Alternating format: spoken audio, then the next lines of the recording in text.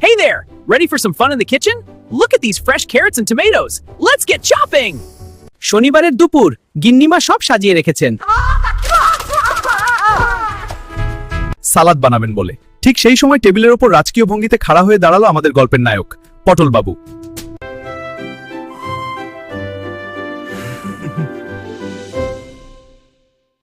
দেখেস দাদা, আমার রূপ দেখে গিন্নিমা আজও আমাকে কাটতে পারেনি।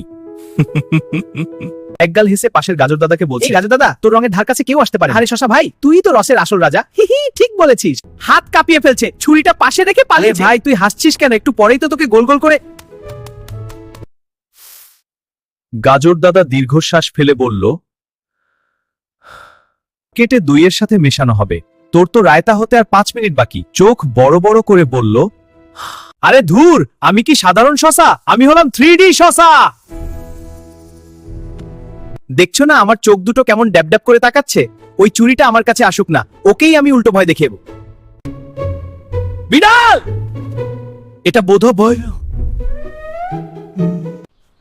টাল সামলাতে পারছি না। তাপাস, এ কি? এই রাক্ষস এখানে কি করছে? এখনই এন্টু করে ফেললে। আরে বাহ, শশাটা তো কাটার জন্য একদম পজিশন নিয়েই শুয়ে আছে। লক্ষ্মী ছেলে।